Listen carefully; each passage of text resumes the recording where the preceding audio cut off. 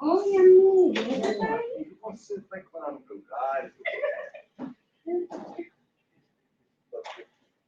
Vou ter que ensinar para vocês. Eu não quero.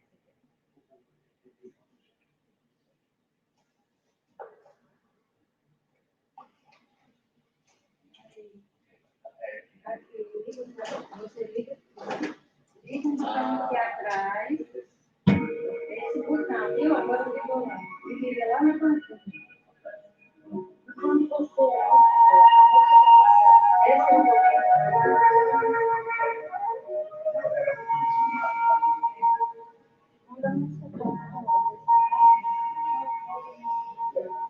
esse aqui, volta para o outro.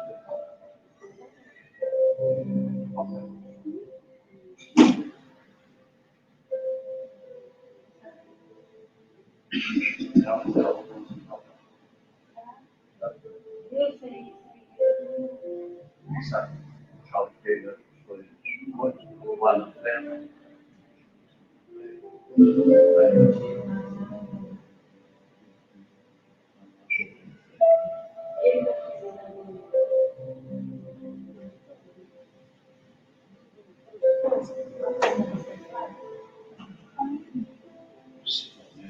Você já viu lá? Lá no do bem. Eu sei. Você me falou de mais ou menos Eu também? acho que eu falei isso assim. Não sei.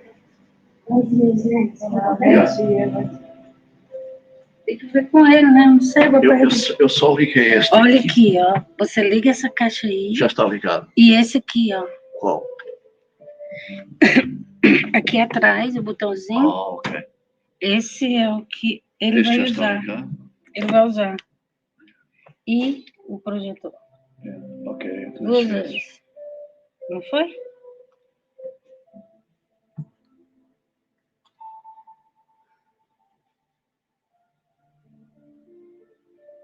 Acho que Já. Entenderam então? entendeu, tá? E é, já apareceu. Vira aqui que eu aprendo como é que coloca no YouTube, sabe? As palestras no YouTube. Pois é isso. Olha lá eu. Tá pronto. Só precisava ser vai ficar bem.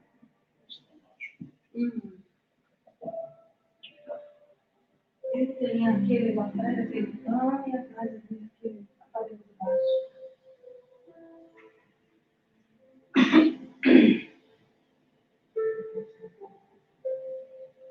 Não, eu ensinei a Maria. Agora ele estava tentando ligar a minha filha, ele estava perdidinho, viu? Isso não vai, mas eu queria ligar.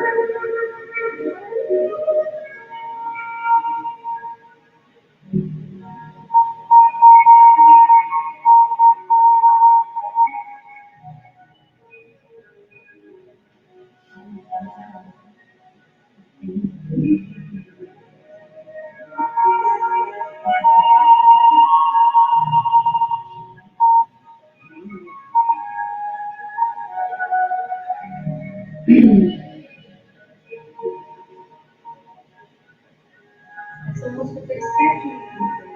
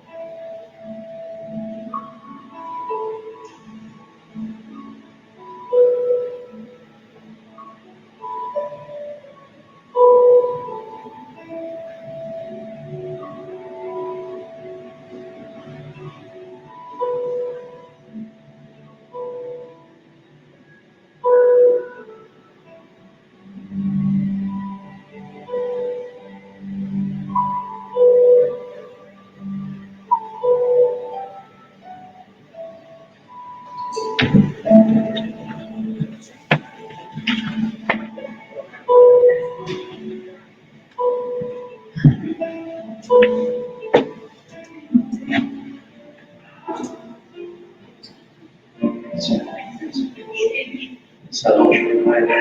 A gente já escolhe aqui mesmo na praia.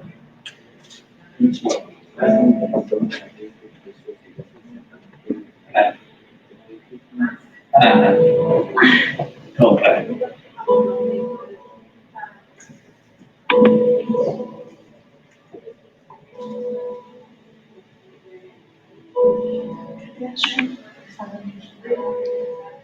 Acho que mais tarde, né? Será?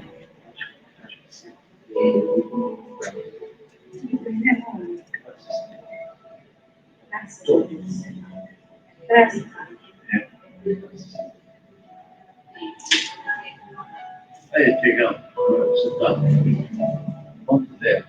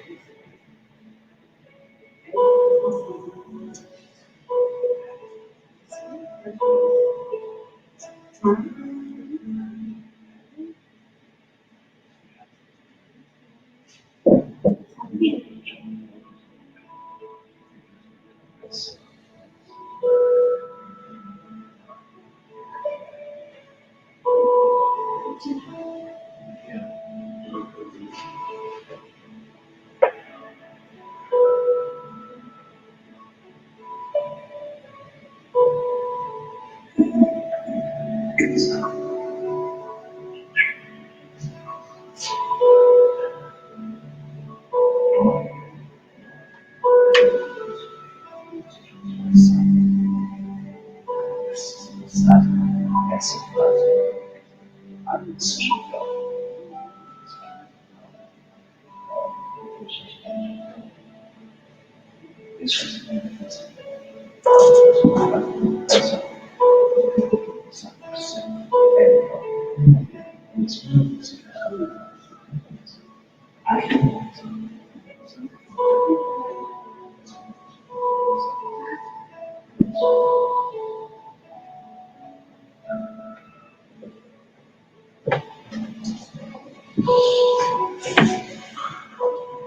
Bom dia, amigos. Bom dia. Bom dia. Bom dia. Agora ouvimos. Sejam todos bem-vindos à nossa casa e à casa do Pai, que é a nossa casa. E hoje, domingo, não tem melhor coisa do que a gente vir à casa do Pai, agradecer, celebrar, orar, tudo bom, graças a Deus. Então, que sejam todos bem-vindos e se sintam acolhidos. Vamos fazer a nossa leitura inicial e depois a Soninha vai fazer a oração para nós. E o André, o nosso colega André, de há tantos anos, vai fazer uma exposição que é os bem-aventurados os aflitos, que somos todos nós aflitos. De alguma maneira, somos todos nós. Então, que essa palestra seja proveitosa para todos e se sintam acolhidos uma vez mais. Vamos fazer a leitura do livro de Joana de Anjos, pelos psicografia de Divaldo Franco. Opiniões. Respeita a opinião dos amigos e examina judiciosamente o que eles falam. No entanto, não te detenhas nas opiniões alheias, partidas dos julgamentos convencionais da multidão. O respeito humano e a hipocrisia lhe são vigor e força, que todavia não se podem atingir. Por ajudar a todos indiscriminadamente, chamar-te-ão tolo. Por confiar em Deus desassombradamente, considerar-te-ão ingênuo. Por amar muito e com abnegação, nomear-te-ão como fraco. Cultivando a misericórdia em nome do céu, apontar-te-ão como imbecil. Exercitando a previdência em favor de ti mesmo e dos outros, identificar-te-ão por velhaco. Ensinando a verdade e vivendo-a,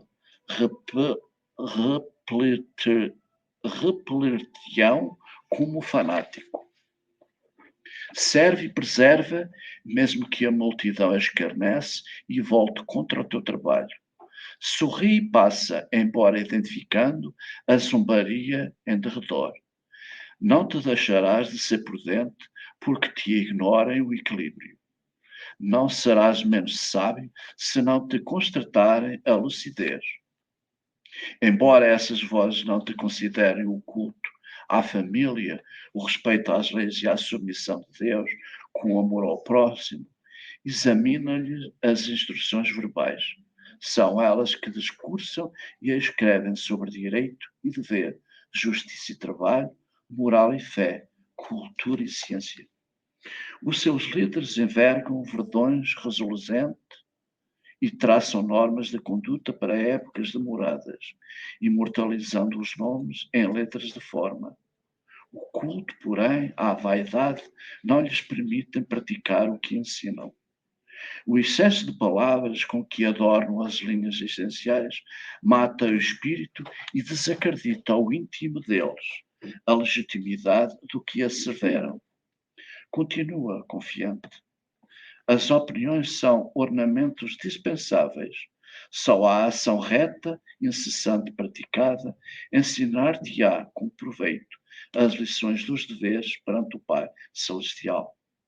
Não te canses com eles, nem os hostilizes, nem irritação, nem desalento. Todos os servidores, fiéis do bem, sem razão de ser, foram vítimas do desdém, do sarcasmo e do reposto das opiniões do povo.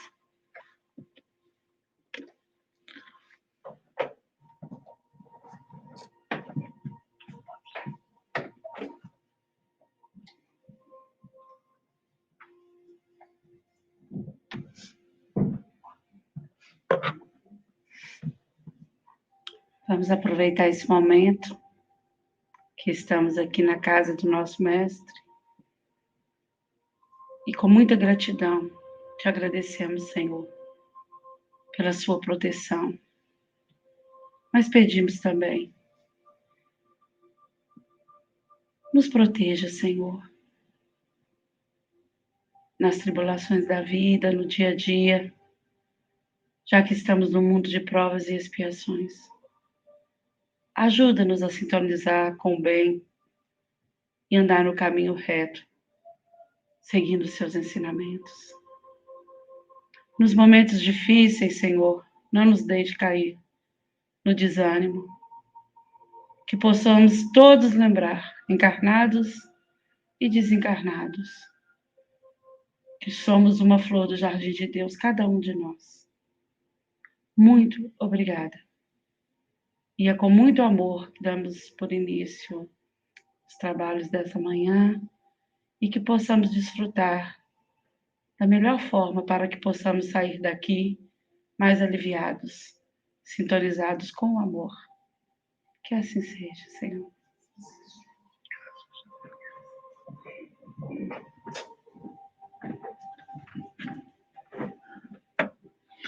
Oi, gente, bom dia. Bom dia. Tudo bem com vocês? Então, hoje a gente vai falar sobre os aflitos, né? Como o Nuno falou, todos nós temos momentos de aflição na vida, né? Então, tem hora que a gente tem aflição, tem hora que a gente não tem. Então, eu baseei o estudo de hoje nesse livro aqui, do Richard Simonetti. Não tem lá na nossa livraria, mas eu vou deixar lá para quem quiser pegar e ler, vai estar lá à vontade, tá bom? Então, esse livro, ele resume, ou melhor, é a interpretação do Simonetti em relação ao capítulo 5 do Evangelho. André, qual é o nome do livro desse? Bem-aventurados os aflitos. É o mesmo título do estudo. Então, eu vou deixar lá para quem quiser pegar e ler, tá à vontade. Né? Mas, basicamente, o que ele faz é tirar as ideias principais do capítulo 5 do Evangelho e ele resume nesse livrinho com a interpretação dele. Né? Ele coloca as passagens, coloca lá alguns trechos do capítulo 5 e ele também inclui a interpretação dele.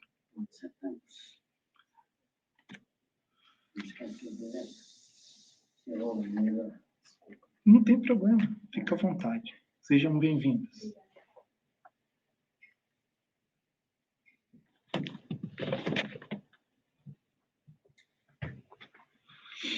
Então vamos lá, a gente começa.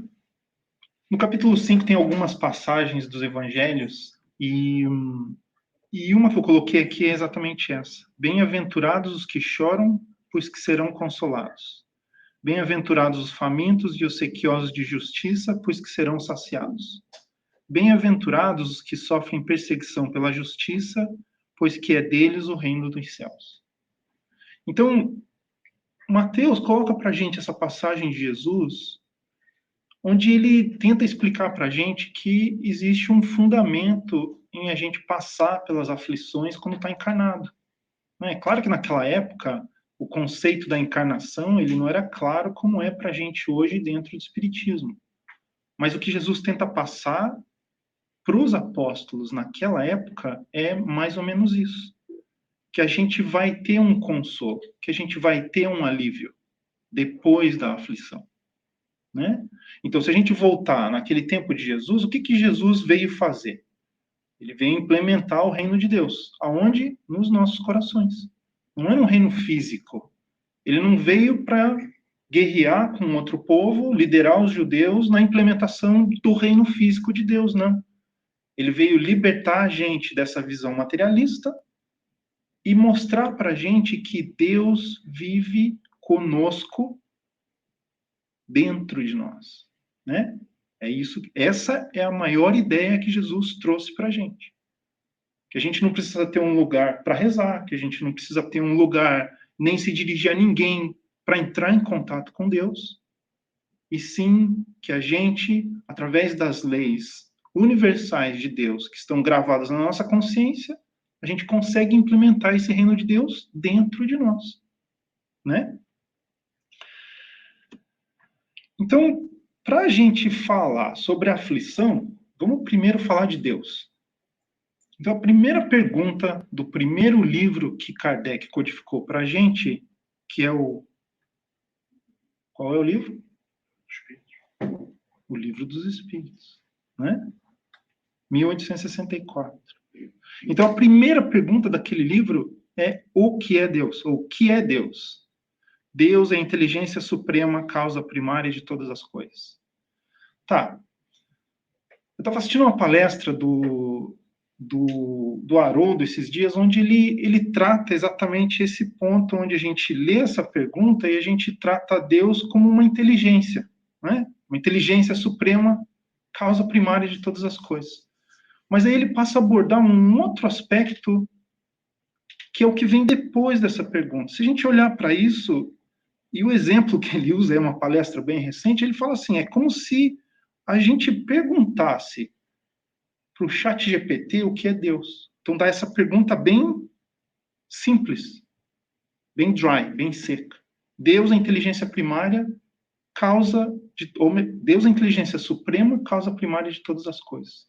Então, se você para na resposta dessa primeira pergunta no Livro dos Espíritos, você não tem acesso aos outros aspectos de Deus. Porque se a gente for depois e voltar na mensagem que Jesus trouxe para a gente, qual que é? Deus é amor. Né? Então, ele é a inteligência suprema que está por trás de tudo que é, e tudo que existe, e tudo que acontece no universo, mas, mais do que isso, Deus é amor. Né? Que complementa, ou para mim, vem antes dessa questão da inteligência. Deus nos ama antes de ser essa fonte criadora, primeira, né, causa primária de todas as coisas. A gente tem que olhar mais para o amor de Deus em relação a nós do que a inteligência que rege o universo no estágio em que a gente está. Porque a gente precisa mais de amor para curar, para nos ajudar nos momentos de aflição, do que um ser inteligente que está regendo o universo. Né? Na hora que a gente está com um problema, a gente não quer saber se existe alguém regendo o universo. A gente quer colo, a gente precisa de carinho, a gente precisa de amor. Então, a gente tem que olhar hoje, no estágio que a gente está, Deus como amor. É claro que Ele é o Criador de tudo, mas Ele é aquele ser que, além de nos ter criado, nos ama, acima de tudo. Né?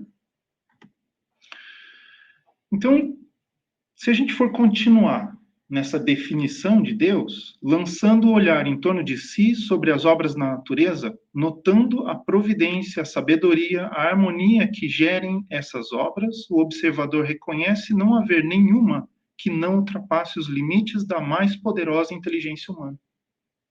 Então, continuando no Livro dos Espíritos e no Evangelho, a gente ainda tem o enfoque sobre a inteligência de Deus. Mas o universo não foi criado como uma peça material que está sendo regida por Deus e por nós, porque a gente participa da criação, como uma peça separada. Porque sem os espíritos, que é o outro aspecto da criação de Deus, o universo, se a gente for analisar racionalmente, não teria muito sentido em existir. Porque se a gente for partir do nosso planeta, a Terra, onde a gente está encarnado, e depois a gente vai ver o porquê que a gente encarna, o planeta material, esse mundo material, ele existe com a razão para que a gente evolua. Então, todo esse conjunto tem uma razão de ser.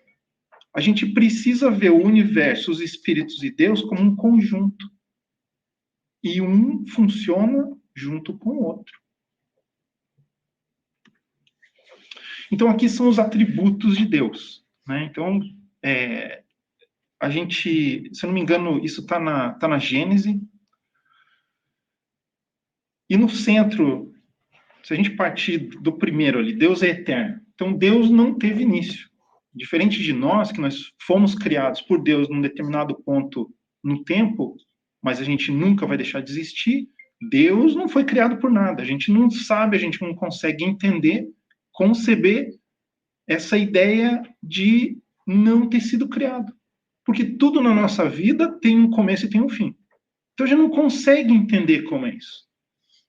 A gente tem que simplesmente aceitar. Foge da nossa inteligência. Da mesma maneira que a gente não consegue entender, acredito nós aqui, não conseguimos entender como que funciona uma usina nuclear.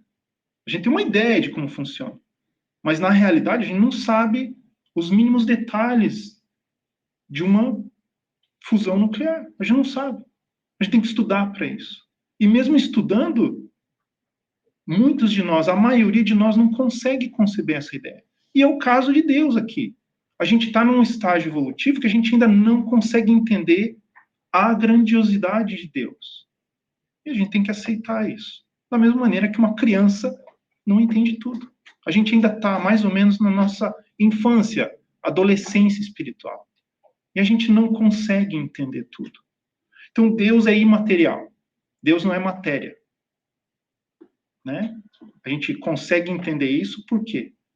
Porque a matéria, ela se modifica, ela se transforma. E daí a gente pula para o próximo conceito de Deus, que Deus é imutável. Então, se Deus é imutável, ele não muda, ele não se modifica, e a gente entende isso pelas suas leis, porque as leis universais, por exemplo, a lei da gravidade, ela é a lei da gravidade desde o início do universo. Se Deus fosse mutável, se ele se modificasse, as leis universais também se modificariam.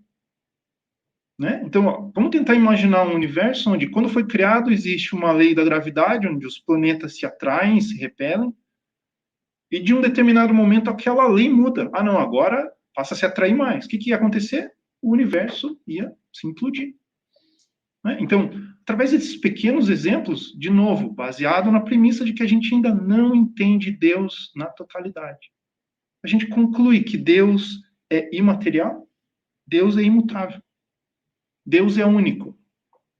Porque se existisse uma outra inteligência superior a Deus, essa que a gente acha que é Deus não seria Deus. Aquela que é superior, sim, seria Deus. Né? Deus é onipotente. Então, parte do mesmo princípio. Se existe um ser poderoso que consegue reger o universo aqui, e a gente imagina que existe um mais poderoso, que esse aqui sim estaria regendo o universo, esse aqui não é Deus. Esse é um espírito muito evoluído, mas acima dele está Deus. Deus é infinitamente perfeito. Então, se alguma das qualidades de Deus não fosse infinita, esse não seria Deus. Não teria como reger a criação. E daí, no centro de tudo, a gente tem Deus é soberanamente justo e bom. E daí aqui a gente começa a entrar no estudo, né? Na questão da aflição. Porque o que a gente vai ver hoje está totalmente relacionado à justiça e amor. Porque uma das premissas básicas do Espiritismo é que não existe acaso e não existe injustiça. Por que a gente acha que existe injustiça? Porque a gente tem uma visão pontual dos eventos.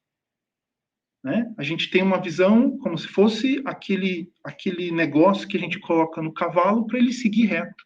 O cavalo não consegue ver ao redor dele. Então, quando existe um evento que é apresentado para a gente olha simplesmente para aquele dia, para aquela semana, para aquele mês, para aquele ano, para a nossa encarnação. E a gente não consegue extrapolar aquele evento para antes das nossas encarnações e o nosso passado. Então, quando a gente olha para aquele evento num período de tempo reduzido, a gente conclui que é injusto. Mas, na realidade, quando a gente extrapola aquilo, a injustiça deixa de existir. Porque para tudo que acontece em nossas vidas tem uma razão de ser. Tem uma origem, tem uma causa. O que a gente está vivendo hoje são as consequências dessas causas, as consequências das nossas escolhas. Baseado nisso, a gente vê a justiça e a bondade infinita de Deus. Gente, a gente está indo bem rápido porque o tempo está passando, tem um monte de material para a gente ver. Se vocês tiverem alguma pergunta, vocês, por favor, parem e perguntem, tá bom? Então, como eu falei, qual é o objetivo da encarnação dos espíritos? Eu acho que essa pergunta todos nós já nos fizemos, eu continuo fazendo sempre que eu vou fazer um estudo, que é difícil a gente determinar por que a gente está encarnado. né? Tem hora que eu falo, pô, mas por que a gente encarna? Por que a gente não vive só no plano espiritual? Por que depois que você está evoluído, você não precisa encarnar mais? Então, por que você tem que encarnar para aprender? Será que a gente não consegue aprender desencarnado? Eu não consigo responder essa pergunta. Francamente, eu não consigo, né? Então, a resposta que os espíritos nos dão é a seguinte: Deus lhes impõe a encarnação com o fim de fazê-los chegar à perfeição. Tá aí, puro e simples. A gente encarna para evoluir, para aprender, para resolver problema, para chegar à perfeição. Baseado nessa frase, a gente consegue concluir o que mais? Que a gente não é perfeito, né? Se a gente está aqui para chegar à perfeição, se a gente ainda está encarnando, é porque a gente não chegou na perfeição ainda. Então a gente tem que aprender, né? Para uns é expiação. Então aqui já apresenta um outro aspecto. Para evoluir, a gente tem que resolver alguma coisa, porque a expiação é praticamente isso, é resolução de um problema. Para outros é missão. E daí eu vou voltar de novo na palestra do Haroldo, porque ele fala assim, né, que a gente olha para essa palavra, missão. Na nossa cabeça, a missão, o que é? É uma coisa grandiosa, né? Minha missão é liderar um país, a minha missão é fundar um centro espírita, a minha missão sei lá, é uma coisa grande, não é uma coisa pequena. É assim que a gente vê missão. Mas, na verdade, a missão não é isso. A nossa missão não é essa. Nossa missão é encarnar, viver um dia atrás do outro. Ir para a escola, ir para o trabalho, viver com os pais, viver com os avós, viver com os tios, viver sozinho. Criar um filho, criar um sobrinho, criar um neto. Ajudar um amigo. Isso é a missão que nós temos. Porque nós não somos missionários. A gente tem uma missão, a gente tem missões para cumprir quando encarnado, mas nós não somos missionários do jeito em que nós vemos missionários. Madre Teresa era uma missionária. Chico era um missionário. Gandhi era um missionário. Nós não somos missionários, né? Então, a missão que nós temos não é a missão de modificar o mundo. Coletivamente, a gente tem a missão de modificar o mundo, mas individualmente a gente não tem essa missão. Então, se a gente olhar sob esse ponto de vista, a gente vê que para uns é expiação, para outros missão. E, na verdade, a gente está dentro desse bolo. Tem hora que a gente está numa missão, que é trabalhar para se manter. Tem hora que a gente está numa expiação, que a gente está encarando um problema e a gente tem que resolver. E a gente tem que viver assim. Então, essa é a razão da reencarnação. A gente consegue evoluir no estágio em que a gente está, no estágio espiritual em que a gente está, essa é a maneira que a gente consegue evoluir. Da mesma maneira que uma criança vai se educando, vai crescendo de maneiras distintas. Começa no berço, onde a gente vai, leva a comida, leva o colo, leva o carinho, vai crescendo, começa a ir para a escola. Alguns vão para a faculdade, outros já começam a trabalhar e assim por diante. Né? Então, mas para alcançarem essa perfeição, tem que sofrer todas as vicissitudes da existência corporal. Nisso é que está a expiação. Então, a expiação está em encarnar. Depois que a gente para de encarnar, é porque a gente expiou tudo que a gente tinha que expiar. Se a gente começar a ler a literatura espírita, a gente vê que, na maioria das vezes, quando a gente está desencarnado, as coisas se abrem para nós. A gente entende, a gente consegue ter acesso àquele período de tempo que explica o porquê da gente estar naquela situação. Então, quando a gente encarna, o que acontece com nós? Será que é no próximo slide? Não, não é. Então, vamos adiantar esse ponto. Quando a gente encarna, o que acontece? Já nasce chorando. Já nasce chorando. Se não chorar, tá errado. Leva já pomada ali, porque o médico até o ninguém chorar. Eu acho que isso tem um significado tão, sabe, diferente. Porque eu acho que a dificuldade da gente é reencarnar. Depois que nós estamos lá, gente, deve ser muito difícil voltar. Vamos pensar assim. Eu acho. Também é difícil hoje, um pouco. Não, acho que é mais fácil. Sei não. Será que é? Eu acho que eu acho que a gente, eu acho que é assim, gente. É igual a gente, uma analogia bem simples é a gente ir para academia, né? Quando a gente vai lá, a gente vai, não, vou começar a ir na academia. Você vai na academia, você assina, você paga, mas você não vai, né? Você não vai. Mas daí um belo dia você decide ir, daí vai no segundo dia você vai de... Então, é a questão do momento, né? Eu acho que a encarnação é mais ou menos isso. Se a gente olhar nos livros de André Luiz, existe uma ansiedade pelo lado do espírito para encarnar. Então, aquela ansiedade começa a tomar conta do espírito. E aí o processo da reencarnação funciona de que maneira? O espírito, ele entra como se fosse num transe. E ele começa a esquecer o passado. Então, a gente tem, digamos assim, uma ajuda para encarnar. Essa que é a verdade. Esse mecanismo que rege a nossa vida, ele tem essa inteligência suprema por trás. A gente não é encarnado, né? Não acontece do nada. Então tem essa ajuda pelo lado dos espíritos que estão regendo a nossa reencarnação. Então a gente passa a esquecer aquele passado, as outras reencarnações. E a gente reencarna chorando, né? Mas a gente reencarna com essa dádiva, com esse presente que é o quê? É esquecer o que a gente veio fazer aqui. É esquecer de onde a gente veio. Porque se a gente lembrasse do que a gente fez e qual é a nossa missão agora, a gente não ia querer reencarnar. Porque depois que está aqui não tem como voltar, né? A gente entra na academia e fala, não, hoje eu não quero. Você enrola um pouco lá, vou para casa mais cedo. Aqui não. Digamos assim, até tem, né? A gente tem o livre-arbítrio.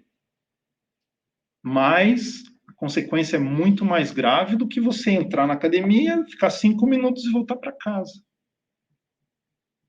Então, a gente encarna com essa característica de não lembrar o que aconteceu conosco nas outras reencarnações. Então, essa também é uma fonte das nossas aflições, porque às vezes a gente está no meio de um problema e a gente não entende por que a gente tem aquele problema. E aí a aflição acontece, e a gente não acha resposta, e a gente começa a sofrer, e a gente culpa quem? Sempre o outro. A gente não se culpa, porque a gente não entende de onde vem aquele problema. Então, se a gente for olhar, os espíritos colocam para a gente que existem dois conjuntos maiores das nossas aflições. Da onde é que origina o problema? Então, a grande parte, a maioria dos problemas em que a gente enfrenta na vida durante as nossas encarnações tem origem na própria encarnação. É nessa mesma encarnação que a gente começa a criar os nossos problemas. Então, aqui, no livro do Simonetti, ele coloca esses exemplos aqui que são fáceis para a gente identificar. Alimentação, o exercício, repouso, os vícios, e no centro de tudo os nossos sentimentos. Né? Porque se a gente for olhar alimentação, exercício, repouso e vício, o maior impacto é no nosso corpo material. É claro que eles vão extrapolar e vão impactar nós espíritos, dependendo do grau do excesso, vai impactar o nosso corpo semi-espiritual, semi-material, né? O nosso perispírito. Mas o que mais danifica nós como seres são os sentimentos. Porque o perispírito e o nosso corpo, a gente até consegue arrumar. A A gente vai no médico, a gente vai na academia, a gente passa a dormir mais, a gente muda a nossa alimentação. Aí o corpo entra em equilíbrio de novo. Mas os sentimentos são mais difíceis de se reequilibrar. E é nesse ponto que a gente tem que focar. A gente tem que sair das sensações e passar para sentimentos.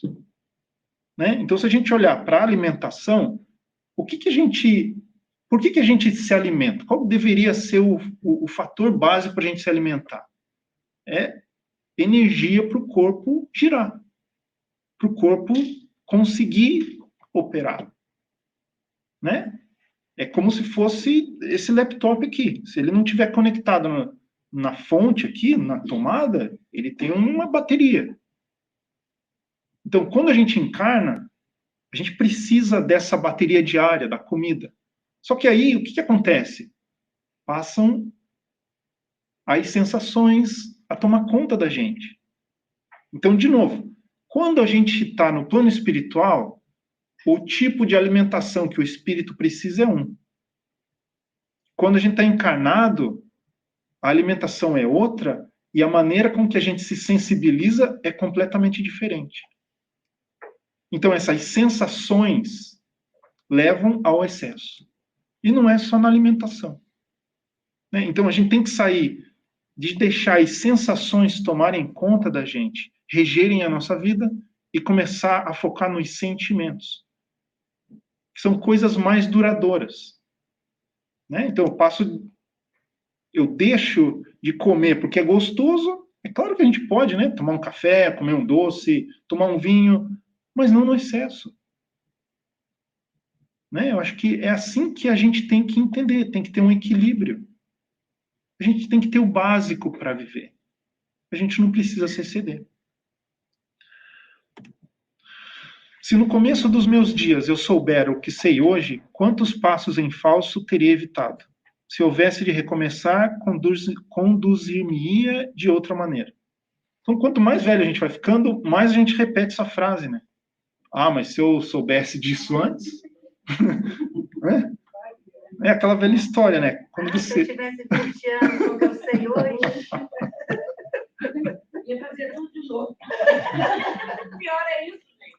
A gente tem dificuldade de entender algo. Tô maluca.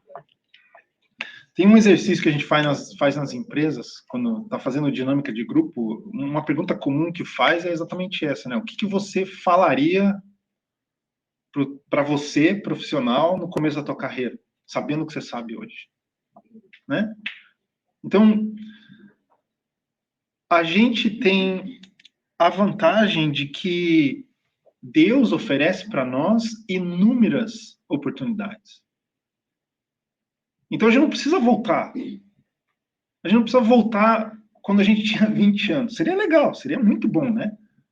Mas a gente pode falar para nós mesmos agora. A gente sabe de uma coisa, a gente aprendeu uma coisa agora. Olha, isso aqui eu não preciso repetir. Porque a gente está falando para o nosso ser futuro. Agora. O que passou, passou. A gente não tem como modificar. Mas a gente tem que aprender com o que a gente está passando no presente para se modificar, para que aquele futuro que a gente tem não seja igual ao passado. A gente tem que fazer o nosso futuro ser diferente do passado. Que quer dizer o quê? A gente tem que parar de repetir os mesmos erros que a gente cometeu no passado. É natural a gente errar, porque a gente está aqui para aprender. A gente está aqui para cumprir com as missões do dia a dia. A gente está aqui para reparar os erros. Então é natural errar. Só que o que a gente tem que entender é que a gente não pode persistir no erro. Né? Todo efeito tem uma causa. Então era esse o slide que eu estava procurando naquela hora lá. Né? Então, a gente encarna sem lembrar o que aconteceu, mas aquilo que aconteceu, que a gente não lembra, é a explicação do que a gente está passando hoje. Então, uma coisa meio confusa, né? Aquilo que aconteceu, que a gente não lembra, é o que faz com que a gente hoje esteja feliz ou infeliz, equilibrado ou desequilibrado. sabendo ou não sabendo. Então, onde é que a gente consegue encontrar resposta para o que a gente já fez? Olhando para dentro, se observando. Né? Então, cada um de nós, lá no fundinho, sabe qual é a nossa índole. Eu sei quais são as minhas qualidades e os meus defeitos. Só que eu só deixo transparecer as minhas qualidades. Né? Esse cabelo lindo assim. Né? Mas eu não falo, eu não deixo os outros verem os meus defeitos. A gente esconde. A gente tem vergonha deles. Eu queria conseguir esconder. Mas aonde eu estou tentando ir é o seguinte. Vamos imaginar que todo mundo soubesse o defeito de cada um. Como é que seria? Na verdade, a gente nem sabe todos os nossos ainda, né? A gente vai aos pouquinhos descobrir.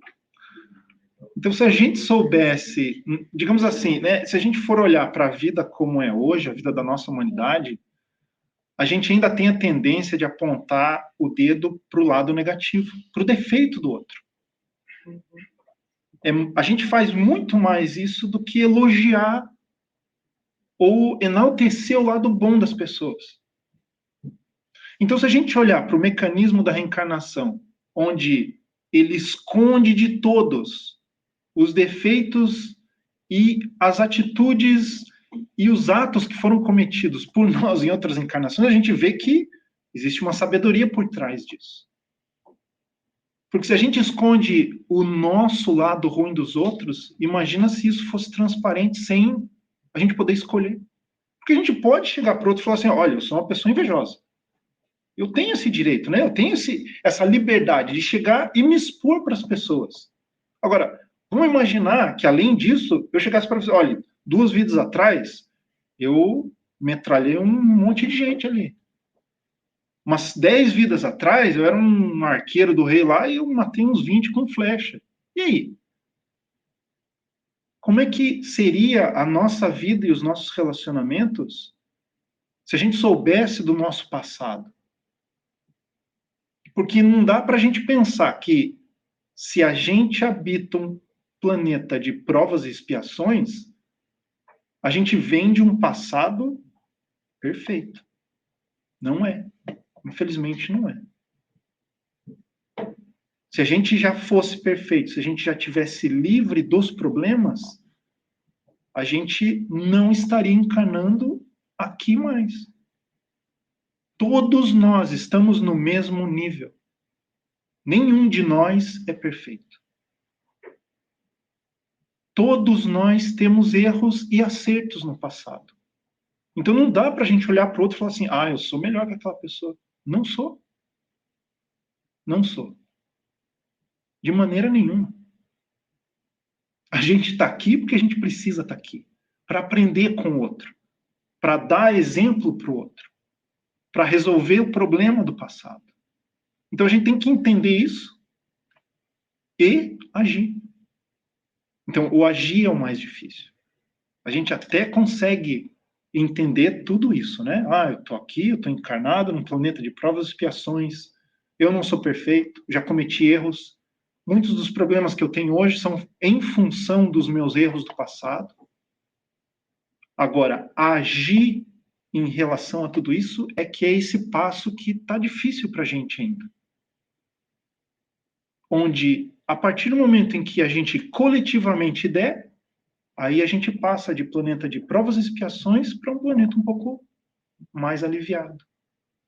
Onde a gente vai conseguir ter o alívio das nossas aflições para aprender mais, para reparar os erros de uma maneira mais fácil, porque não é porque a gente sai de um planeta de provas e expiações que os problemas que a gente tem, eles desaparecem de uma hora para outra. É gradual. Né? Essa evolução é gradual. O homem, pois, nem sempre é punido, ou punido completamente na sua existência atual, mas não escapa nunca às consequências de suas faltas. Bom, então aqui a gente tem que trazer um outro aspecto. A gente falou naquele outro slide sobre a justiça e a bondade infinita de Deus.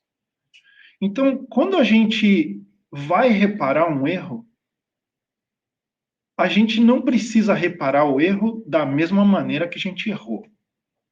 Então, vamos usar um exemplo literal aqui. Eu falei, eu era um arqueiro e eu dava flechada e matava todo mundo com flecha. Falei, será que eu vou levar flechada para aprender que eu não devo matar as pessoas usando um arco e flecha? Não. A bondade de Deus é criativa. Ela nos dá a oportunidade de aprender de uma maneira completamente diferente. Ela não ensina a gente através do olho por olho e dente por dente.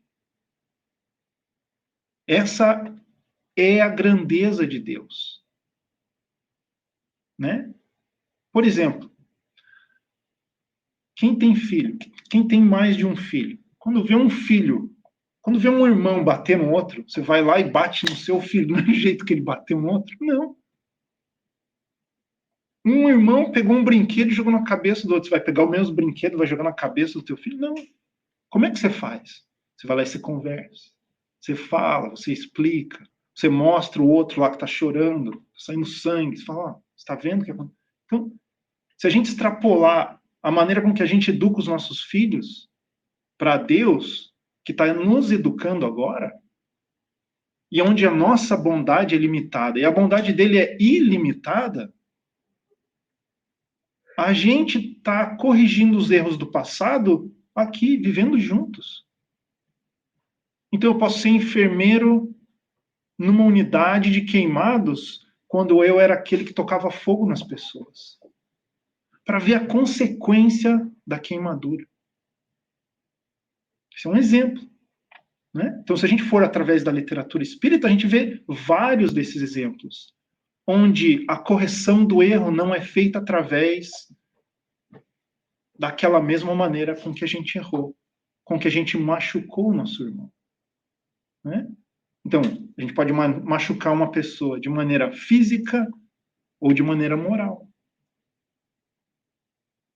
A gente tem que começar ou continuar a entender esse mecanismo e passar a agir, né? Cada vez mais. Os sofrimentos devidos às causas anteriores à existência presente, como os que se originam de culpas atuais, são muitas vezes a consequência da falta cometida. Isto é, o homem, pela ação de uma rigorosa justiça distributiva, sofre o que fez sofrer aos outros. Bom, então, um ponto importantíssimo aqui é o seguinte: não é porque Deus é infinitamente bom que a gente pode deixar de sofrer a consequência de um erro que a gente cometeu. De novo, Deus é infinitamente justo e bom. Então, para que exista justiça, a gente tem que ser responsável pelas nossas ações. O que não dá é, eu cometo um erro aqui, mais um aqui, e eu reparo só um desses três. Mas aí eu olho para o meu irmão e falo, não, mas você cometeu 3 erros, você tem que reparar 3. Que é normalmente como a gente age. Quando é comigo, a justiça tem que ser justa. Quando é com o outro, a justiça tem que ser, dependendo de quem é, né? Se é um dos meus, a justiça tem que ser um pouco mais lexa, tem que ser um pouco mais branda. Se não é um dos meus, se é um daqueles que me agrediu, não, a justiça tem que ser super estrita, né? Então a gente tem que olhar para nós mesmos, voltar para aquele ensinamento que Jesus nos trouxe, que resume todas as leis, que é tratar o próximo como nós mesmos e começar a tratar o próximo como a gente gostaria de ser tratado.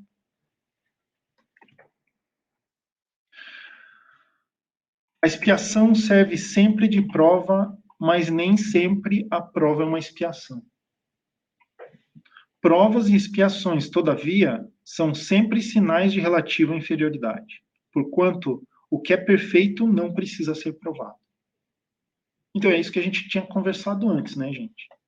A gente está aqui é porque a gente ainda está sendo provado. A gente ainda está passando por tribulações, a gente ainda tem que aprender, a gente ainda tem que reparar.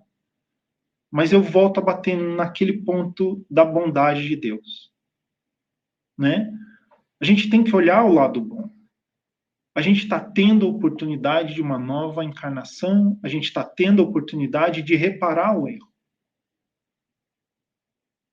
A gente tem condição de fazer isso, senão Deus não nos colocaria no ponto em que a gente está. Todos nós somos capazes de reparar esses erros, mesmo sem saber de onde veio. A gente tem condição de fazer isso. Havendo Deus entendido de lançar um véu sobre o passado, é que há nisso vantagem. De novo, quando a gente encarna, a gente esquece. A gente não tem acesso às nossas encarnações prévias. Agora, ao mesmo tempo em que a gente não tem acesso às encarnações prévias, a gente tem acesso às encarnações futuras. Como é que a gente consegue prever esse futuro? Através das nossas ações hoje. O que a gente vai ser no futuro é determinado por como a gente age hoje. Se a gente agir seguindo as leis de Deus, como é que a gente consegue imaginar o nosso futuro? Se a gente não segue essas leis, como é que será o nosso futuro? É uma questão bem simples, né? Agora, de novo, e eu volto a falar isso, é uma questão difícil o agir, o trabalhar no bem. Porque isso é separado do nosso dia a dia, da manutenção da nossa vida. Né? Existe o nosso trabalho material, o nosso trabalho para manter a nossa vida, que é você sair de casa, ir para o seu trabalho, ganhar o seu salário, pagar suas contas, comprar sua comida, comparado ao trabalho de evolução. Né? Esse é, digamos assim, é integrado, a nossa evolução, ela faz parte da nossa vida e ela acontece no nosso dia a dia, no trabalho, na família, mas a gente tem que ir além disso. A gente tem que se preocupar com o próximo, a gente tem que se preocupar com a nossa comunidade. Porque simplesmente olhando para nós e para aqueles que são próximos de nós, como é que a gente está agindo? A gente está sendo de uma maneira meio egoísta. Então a gente tem que extrapolar essa barreira do nosso e partir para o coletivo. Não é fácil, não é fácil. A gente tem várias barreiras. Sai do trabalho, chega cansado. Não, mas para que eu vou sair para falar com aquele meu amigo lá que só reclama? Toda vez que eu falo com ele, ele está reclamando. Mas essa é a nossa função. Principalmente porque a gente vem aqui no centro e estuda isso toda semana, né? O nosso tempo... Primeiro, esse tempo nos é dado por Deus. A gente está aqui, essa oportunidade que a gente tem aqui de encarnar, ela nos foi dada por Deus. Então a gente está em tempo emprestado aqui, né? A gente tem que usar esse tempo da melhor maneira possível. E a gente tem que começar a olhar para os problemas que chegam até nós, não como problemas, mas como oportunidades. Né? Em chinês, a palavra problema, ela representa também oportunidade. Então a gente tem que olhar essas aflições, esses problemas que a gente passa na nossa vida, também como uma oportunidade para crescer, para resolver e para ajudar. Frequentemente, o espírito renasce no mesmo meio em que já viveu, estabelecendo de novo relações com as mesmas pessoas, a fim de reparar o mal que lhes haja feito. Então, no nosso núcleo familiar, normalmente, quando a gente encarna naquela família, aquela família ela não é de desconhecidos. Normalmente, esses relacionamentos familiares, eles vêm já de outras encarnações. Porque, se a gente for analisar, o que é mais fácil? Se eu tenho que reparar um erro relacionado a um outro espírito, a uma outra pessoa, é mais fácil que eu resolva esse problema convivendo com o espírito ou não convivendo com ele? É claro que é convivendo. Quais são as pessoas com as quais a gente convive mais? São os nossos familiares diretos. Então, os nossos familiares diretos são aqueles em que a gente tem os problemas mais urgentes para resolver. Meu pai, minha mãe, minha esposa, meu tio, meu irmão, meu filho, esses com que as quais a gente convive mais tempo, são as que a gente mais tem problema para resolver. Então, sabendo disso, o que é que a gente tem que fazer? A gente tem que, primeiro, tratar o outro como a gente gostaria de ser tratado. Começa aí. Essa é a premissa básica. Depois disso, tudo se torna secundário. Porque se eu gostaria de ser tratado bem, eu vou tratar bem o próximo. Se eu gosto de ser tratado com respeito, vou respeitar o próximo. Se eu gosto de ser tratado com carinho, eu vou ter carinho pelo próximo. E assim por diante. Você falou marido aí, André? Numa outra vida, né? Eu só estudei tia, pai, primo, Luizinho, vai marido, não. É porque eu vou trabalho, não tô te avisando. É melhor resolver nessa vida, né? Não, se é o que dá mais trabalho, significa que é um resgate do passado, você tem que fazer. E vai voltar de novo, gente. Não. Gente, não, mas vamos pensar assim, ó. A gente fala muito, né? A gente sempre bate nesse ponto da questão do passado. Mas vamos tentar imaginar que o presente de hoje é o passado do futuro. Então a gente fala, não, eu tô com aquele marido aqui. Mas vamos imaginar, eu tô com aquela esposa aqui, ou seja lá quem for. Mas a gente também tem que pensar no problema que a gente pode estar causando hoje, que a gente vai ter que resolver numa outra encarnação no futuro. Então, além de tentar resolver os problemas que a gente criou no passado, a gente tem que, ao máximo, não repetir os erros do passado agora, para não criar problemas para o futuro. Porque senão a gente entra num círculo que nunca acaba. Né? A gente tem que quebrar esse círculo para que a gente consiga evoluir. E essa questão que é colocada para a gente em todas as palestras, planeta de provas e expiações.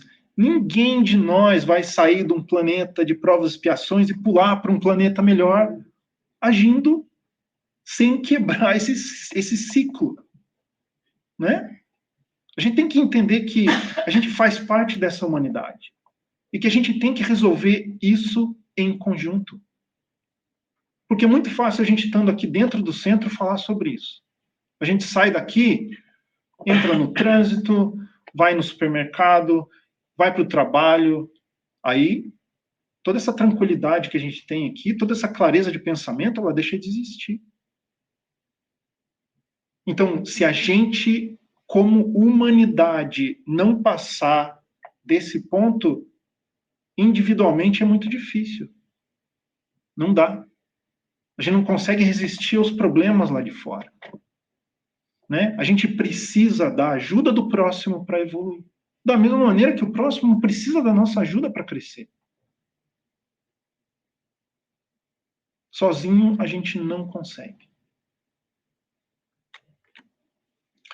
Para nos melhorarmos, outorgou-nos Deus precisamente o de que necessitamos e nos basta. A voz da consciência e as tendências instintivas. Priva-nos do que nos seria prejudicial. De novo, está batendo na mesma tecla aqui. A gente esquece o que tem que esquecer e carrega com a gente o que a gente tem, na essência.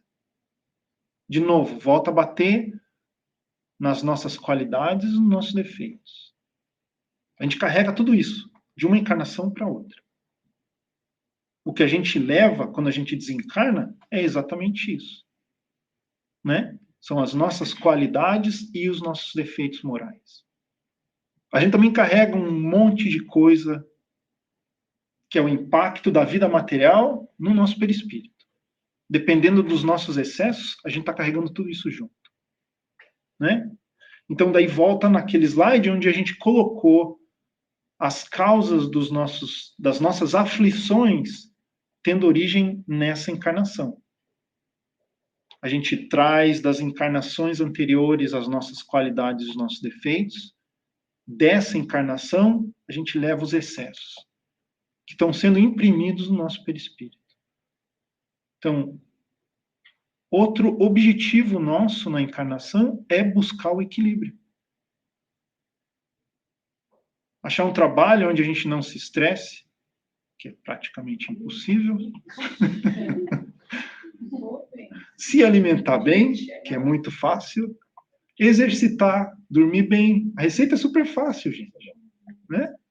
Só basta a gente se ater a fazer isso. Tal o sentido das palavras: bem-aventurados os aflitos, pois que serão consolados. São ditosos porque se quitam e porque depois de se haverem quitado estarão livres. Então aqui é o depois da aflição. Então a gente passa pelas aflições, a gente passa pelos problemas, mas a gente tem que olhar o lado bom da coisa também. Deus está dando essa oportunidade para a gente tem a oportunidade de reparar o erro, e a partir do momento em que a gente repara esse erro, a gente tem um alívio. E a partir do momento em que a gente aprende a não errar, a gente não erra de novo. Para mim, o exemplo mais simples seria a questão de matar alguém. Por que a gente não mata alguém? Eu acho que isso está impresso na nossa consciência. Porque em algum determinado ponto no tempo, a gente já deve ter cometido um homicídio. Em algum ponto determinado do tempo, a gente também já foi assassinado. Então eu acredito que, sendo assassinado, ensinou a nós que matar é errado. Aquilo foi impresso na nossa consciência. Matar é errado. Por quê? Porque você está tirando do próximo a oportunidade do aprendizado. Eu estou tirando do próximo a oportunidade de reparar o erro. Eu estou tirando do próximo a oportunidade de ter uma vida equilibrada. A partir do momento em que a gente aprende isso, a gente não tem como desaprender. Né? Vamos fazer analogia. Quem aqui sabe andar de bicicleta? Quem conseguiria desaprender de andar de bicicleta? Não tem como. Não tem como, não dá, não funciona. Pode ser difícil, muito tempo depois você vai, depois que começa, você vai. Não vai, você não tem como. Então, esses aprendizados, o que vai nos levar à perfeição, funciona dessa maneira. A partir do momento em que a gente adquire uma qualidade, essa qualidade está na gente para o resto da vida. E não é dessa vida, não é dessa encarnação. É da nossa vida eterna. Ao entrar no mundo dos espíritos, o homem ainda está como operário que comparece no dia do pagamento. Então, quando a gente desencarna, é como se fosse o dia do pagamento. A gente vai receber o quanto a gente trabalhou. Desencarnou, voltou para o plano espiritual, trabalhou duro aqui, a gente vai chegar aliviado do outro lado. Recebi o pagamento, vou poder pagar minhas contas, vai sobrar um dinheirinho ali para ir em um restaurante depois. Né? Essa é a sensação que a gente vai ter ao desencarnar, dependendo do nosso trabalho aqui. O homem pode suavizar ou aumentar o amargor de suas provas, conforme o modo por que encara a vida terrena. Tanto mais sofre ele, quanto mais longa se lhe afigura a duração do sofrimento. Então, se a gente mudar o enfoque sob o ponto de vista de problema e passar a tratar aquilo como uma oportunidade de aprendizado e de resolução de problemas, a maneira com que a gente se sente é completamente diferente. Né? É completamente diferente. Eu tenho aquele amigo que só reclama. Mas eu tenho um amigo lá que eu vou poder ajudar.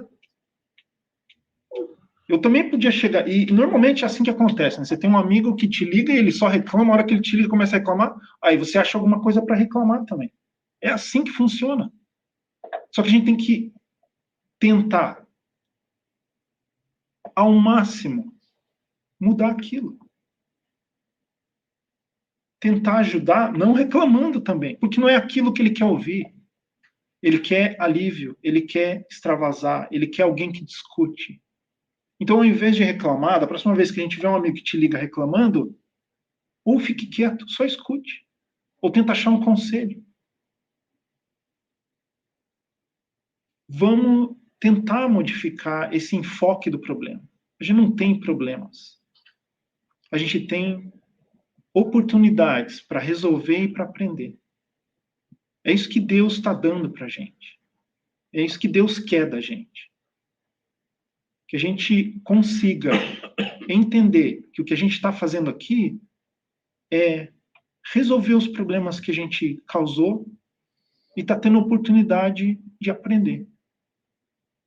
Né? Essa é a razão de reencarnar. Essa é a função das aflições em que a gente se encontra. Nos motivar a resolver e a aprender. Alguma pergunta, gente? Muito obrigado. Nuno.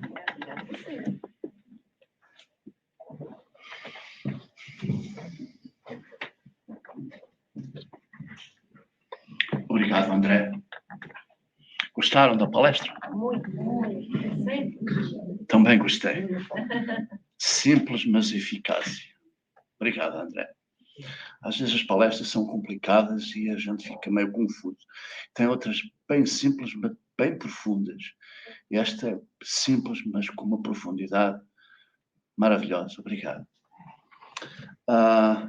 Vamos fazer 2 anúncios. Um tem a ver com o nosso bazar, no dia 9 de julho, que vai ser numa antena, e pedimos voluntários, caso assim o desejarem.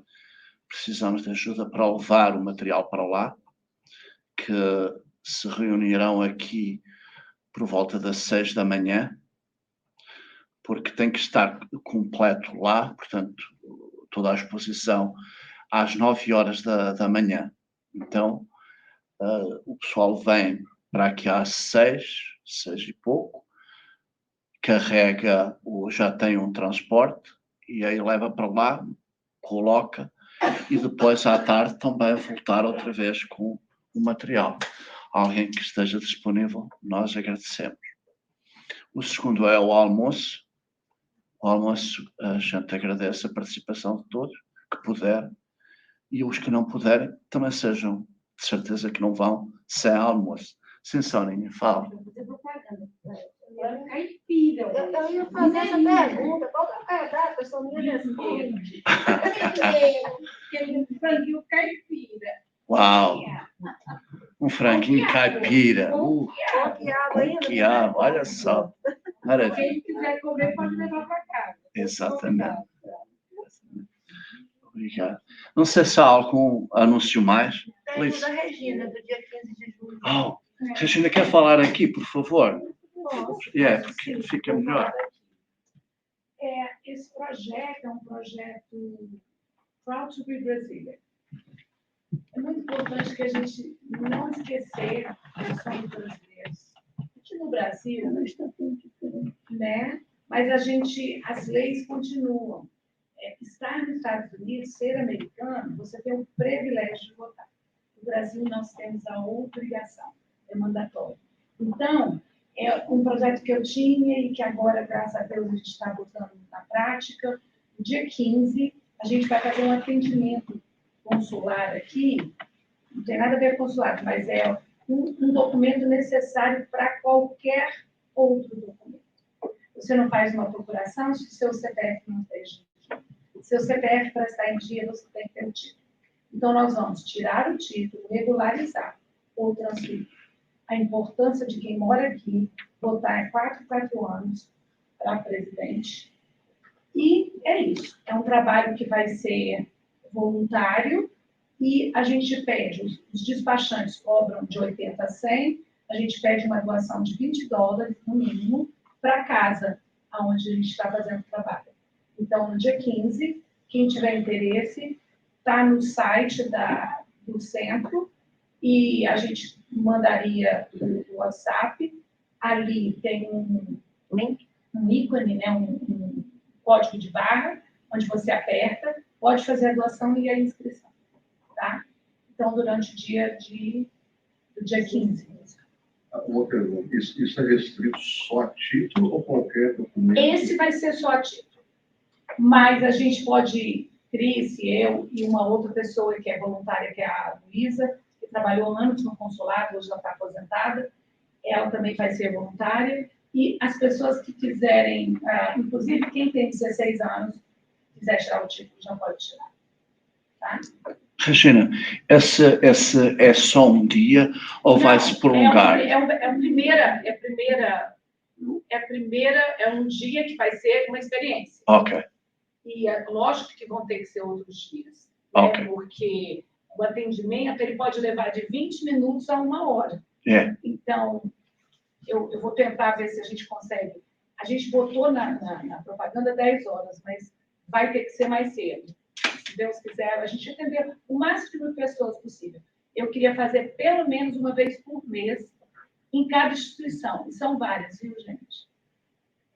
Eu estou sendo muito ajudada em oração, não só dessa casa maravilhosa, mas por muitas outras instituições. Em gratidão a isso, eu quero fazer alguma coisa pelo povo brasileiro, pelo Brasil, que eu amo demais. É isso.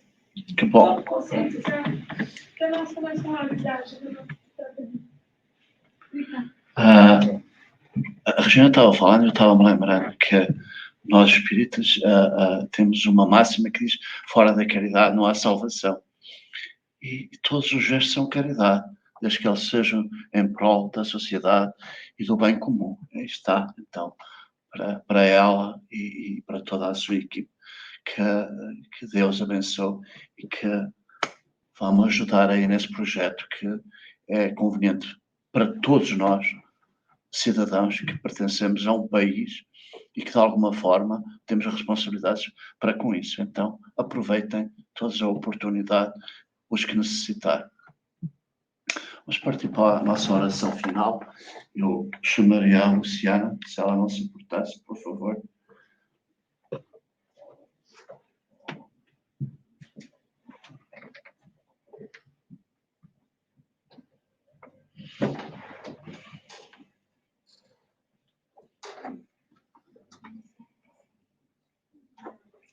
Jesus, buscando nesse momento a sua imagem querida, o seu olhar. Vemos Jesus, os seus braços abertos, como a nos esperar em um abraço. E recordamos, Mestre, a sua promessa: estarei convosco até o fim dos dias, até o fim do seu processo evolutivo, até o fim da sua ignorância, até o fim dos seus sentimentos ainda desorganizados, até o dia em que compreenderem as palavras que dizem: vós sois deuses. Ó Mestre, essas são as palavras que nos sustentam todos os dias, que nos animam e nos enchem de esperança. Que elas possam ecoar em nossos corações, nos lembrando que nesses caminhos da terra viemos aprender a suprema lição do amor. E que esse amor encha hoje os nossos corações de gratidão pelo dia de hoje, por essa nação que nos acolhe, pela nação que nos viu nascer e por todo esse planeta, para que nós possamos finalmente nos sentir uma família, a grande família humana. Esteja conosco, Mestre, hoje, agora e todos os dias de nossas vidas.